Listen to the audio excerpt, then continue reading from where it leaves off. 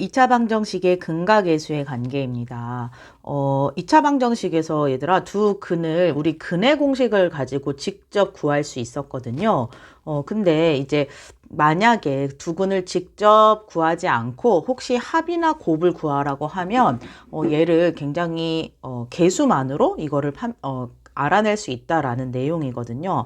우리 다시 해볼게요. 2차 방정식의 이 2차 방정식의 두 근을 알파 베타라고 하면 우리는 근의 공식에 의해서 x는 2a분의 마이너스 b 플러스 마이너스 루트 b제곱 마이너스 4ac 이렇게 낼 수 있단 말이에요. 두 근 플러스 마이너스.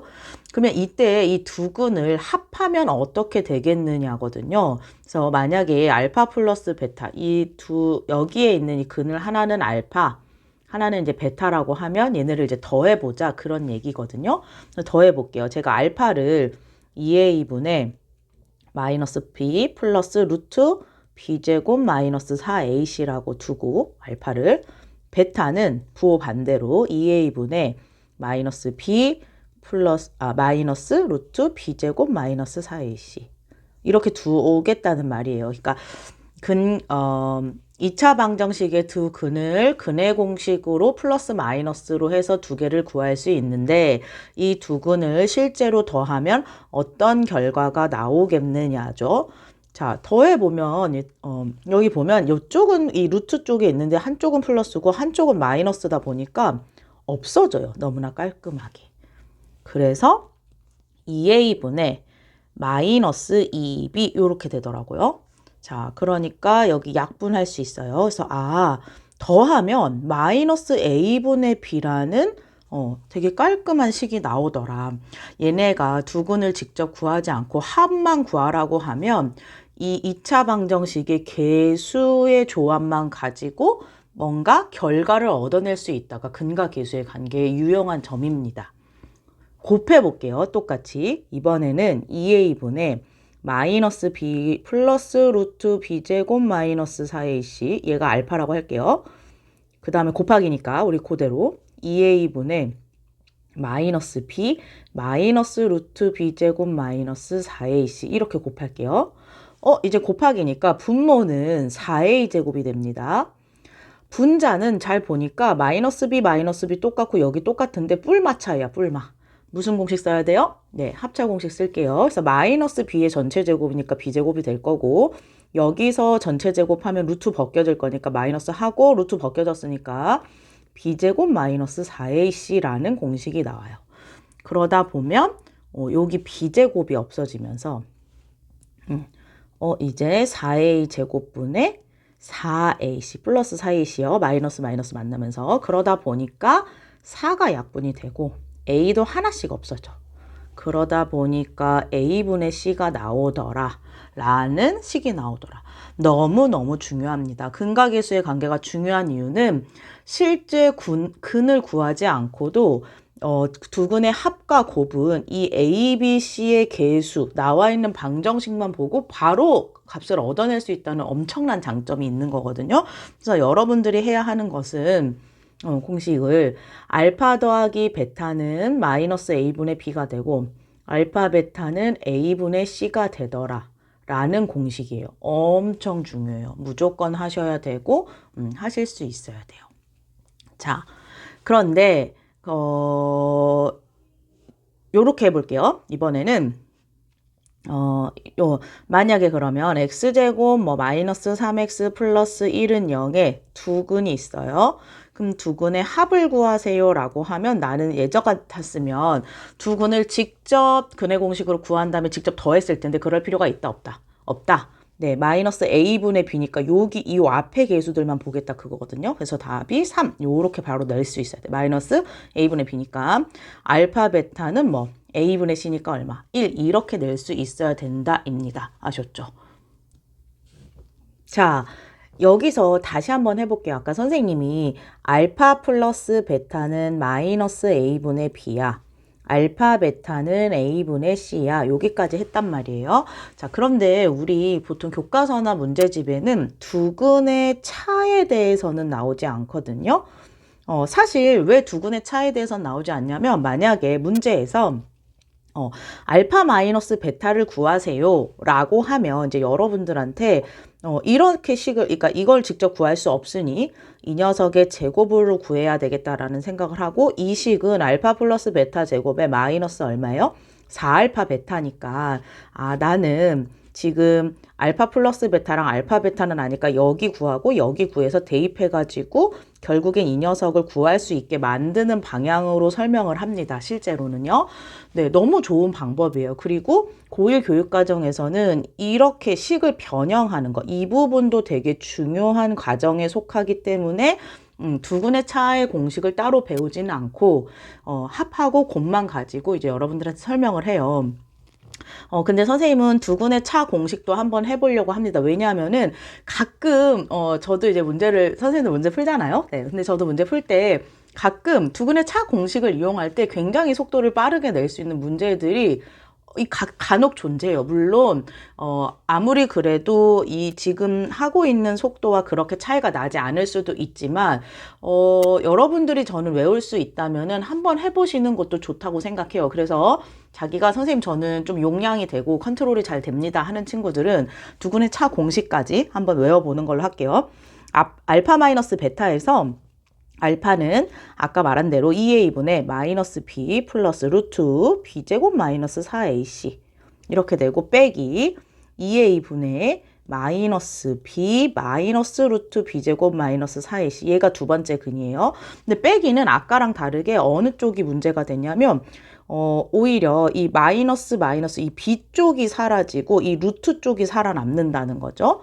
그래서 정리를 해보면 2a분의 마이너스가 플러스로 바뀌면서 2 루트 b제곱 마이너스 4ac라는 공식이 나중에 생기고 여기가 약분이 돼서 최종적으로는 이렇게 돼요.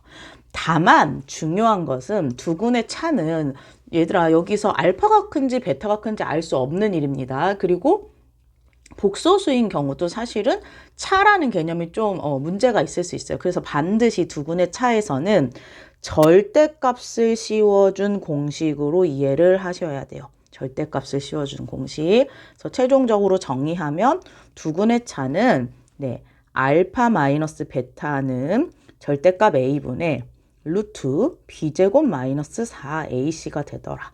자, 여러분들이 결정하시면 돼요. 선생님, 저는 이것까지 외우지 못하겠습니다. 네, 하는 친구들은 당연히 우리는 두근의 합하고 두근의 곱만 하시면 되고요. 선생님, 저는 우리 근해 공식도 외우는 마당에 못할 건 아니거든요. 요 정도의 외우기가 그렇게 어렵지 않아. 저는 선생님 저는 내 용량이 커서 저는 다 컨트롤이 가능하겠습니다. 하는 친구들은 해보는 것도 나쁘지 않다. 이 공식을 이용해서 좀 빠르게 낼 수 있을 때는 속도를 내보는 것도 나쁘지 않은 전략이다라고 생각이 들기 때문에 여러분들 두근의 차까지 해보실 수 있으면 좋겠어요. 자, 그러면 좀 예시를 들어줄게요. 도대체 이거를 외우면 어떤 방식으로 해결을 해야 되는지 자 볼게요. 선생님이 이제 연습을 조금 시켜볼게요. 2차 방정식 x제곱 더하기 4x 더하기 3은 0 이런 애를 주고 알파 베타를 이렇게 두근이라고 해볼게요. 알파 베타를 두근이라고. 네. 그랬을 때 첫 번째 일단 알파 마이너스 베타를 구하세요 라고 문제가 나왔단 말이에요. 그러면 일단 우리는 물론 직접 두근을 구할 수도 있지만 지금 우리의 목표는 근각계수의 관계를 이용해서 풀어보는 게 목표이기 때문에 일단 이 정보를 보자마자 알파 더하기 베타는 마이너스 4 알파 베타는 얼마? 3 요렇게 일단 뽑아놓고 이제 시작을 하겠단 말이에요. 그러면 이제 두 가지 방법으로 풀 수가 있다는 거거든요. 두 가지 방법을 풀어볼게요. 알파 마이너스 베타를 구하라고 할 때 일단 첫 번째 방법은 아까 말한 대로 공식을 외우는 게 아니라 알파 마이너스 베타의 제곱을 구해보자. 공식의 변형을 이용해서 그래서 알파 플러스 베타의 제곱에 마이너스 4알파 베타로 이거를 할 수 있다는 뜻이거든요. 근데 알파 플러스 베타는 아까 마이너스 4였으니까 16 여기가 3, 4, 12가 되니까 4가 나왔어. 그러다 보니까 알파 마이너스 베타의 전체 제곱이 4니까 알파 마이너스 베타는 항상 잊지 마세요. 플러스 마이너스 2. 아직 누가 큰 근인지 모르기 때문에 플러스 마이너스 2가 나온다. 요렇게 푸는 경우가 있고 선생님, 저는 알파 마이너스 베타 공식 알 수 있겠다 하는 친구들은 그 공식 이용하는 거예요. 알파 마이너스 베타는 아까 기억나요? A분의 1분의 루트 B제곱 16 마이너스 4AC 12 이렇게 하다 보니까 루트 4가 돼서 2 이렇게. 자, 근데 여기서 여러분들이 컨트롤을 잘해야 할 것은 항상 두근의 차 공식을 쓸 때는 여러분들 절대값인 거를 절대로 잊지 마셔야 돼요. 아셨죠? 여기도 사실 절대값인 거. 그래서 절대값이 2인 거기 때문에 알파 마이너스 베타는 사실은 플러스 마이너스 2 요렇게 나와야 돼요. 여기 위에랑 똑같이. 그러니까 여기 부분도 컨트롤이 잘 되셔야 돼. 내가 그러니까 하다 보면 학생들이 양수만 생각하거든요. 네, 근데 그 부분 양수, 음수를 잘 컨트롤할 수 있으면 저는 공식을 사용하는 것도 나쁘지 않다. 가끔은 공식을 사용할 때 시간을 굉장히 줄이고 풀 수 있는 문제가 몇 개 있더라. 제가 몇 개 풀어보니까 한두 문제 정도 속도 차이가 대부분은 별로 안 나는데 어떤 문제들은 확 빨리 풀 수 있는 경우가 있긴 있더라고요. 그래서 자기가 외울 수 있는 용량이 있고 컨트롤이 잘 되면 두근의 차 공식까지 한번 해보셔라. 그러니까 선생님의 권유입니다. 아셨죠? 자, 이어서 해볼게요. 자, 여러분들 만약에 이제 이런 문제들에서 알파 제곱, 베타 제곱을 구하세요. 이러면 이제 바로 되셔야죠. 알파 플러스 베타의 제곱 마이너스 2알파 베타. 근데 우리 아까 알파 플러스 베타 뭐였어요?